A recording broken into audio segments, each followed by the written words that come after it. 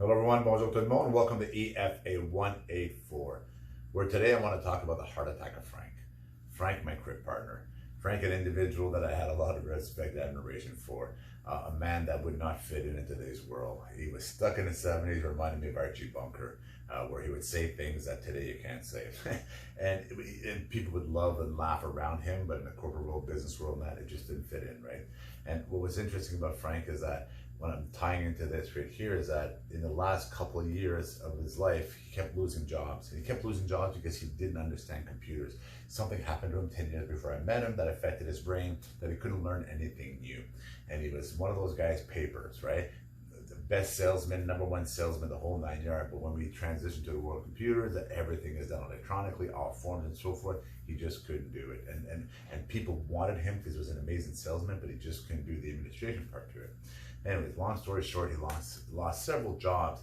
And I remember the stress level he was going through, and I remember all that stuff that happened to him. And that day that he passed away, it was one of the calls that he called 911 myself. And he was talking like this, "Young Guy, I need help." That's how he was talking to me. And I remember rushing, and I helped the paramedics load him, and he got pronounced dead at the hospital.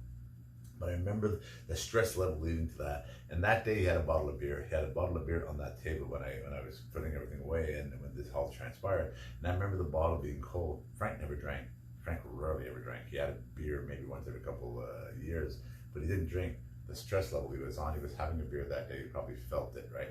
He felt it coming. But he was 57 years old. And a lot of this stuff here resounded with me when I read these information that I got taught. And I love learning. I love learning and I love teaching, but it's our duty to teach. So what I found, and I'm going to tie this into the COVID world, the health world, everything that we're in right now, because we all realize in the COVID world how unhealthy the human beings are on this planet, and how COVID just augmented all the conditions that you already have, right? And you may not have known of undermining conditions, but how unhealthy you are. That's what COVID did, right? So this is backed by studies. You go to your institutes of aging and so forth. These numbers here that I'm talking about that I got educated on, it's very interesting to listen to, but just take the word heart attack, link, and unemployment, research those three words, put them together, you're going to get a lot of your numbers and stats, and they're out there, the data. But what they found on average, unemployment, there was a 35% increase in heart attacks if you're unemployed. Okay, 35% increase. That was an average number. One of the other average numbers were 22% if you want job. You lost your job, there was a 22% increase, right? But 4 jobs or more, there was a 63% increase. Look at the world we're going into. We're going into the world of unemployment, right? And as businesses close, eventually, as all these businesses start closing around your country, then government starts falling, right? Downsizing really fast because they're not extracting any more funds, so they can't generate for themselves, right? So increase in risk jumps up, and what was it interesting is that comparable to smoking, diabetes, and hypertension. So unemployment. These situations with a heart attack is comparable to smoking, diabetes, and hypertension. Here's the other thing that was really interesting, and as human beings, we want to listen to understand here. What they found is that race and ethnicity, gender, your education level, your socio-economic standards, your situation, we're all equals. Us carbon fibers, doesn't matter what religion you're from, what color you are, what walks of life path you've walked on, we're all the same. We're all the same in this world. Unemployment, heart attack doesn't discriminate at all, right? So, and the last thing I wrote here was sometimes you live. And I say this coming to you from a previous inspector that used to deal with deaths and accidents, anything to do with workers in Ontario. And a lot of times I would tell people, like those that would fall, and I wouldn't tell them, but I would tell people when I used to do my talks, which I still do, and I would tell people that sometimes the sad thing about falling is sometimes you live, right? The sad thing about falling is sometimes you live.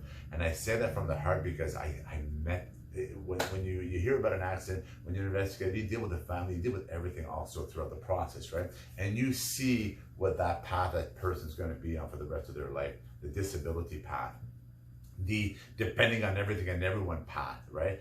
And that's the thing about heart attacks.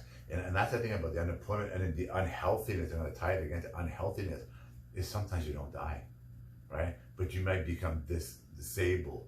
You might lose your limbs. You might lose your mental capacity, right? And you're extremely well off, right? And if that carpet is ripped out from under you, remember that brain. And I say this, I'm the corporation when I look at the brain, right? I'm like, when you look at each you and your partners, your skill sets and that kind of stuff. For your family, you're the corporation. Your spouses, your other half, they're the corporation, right?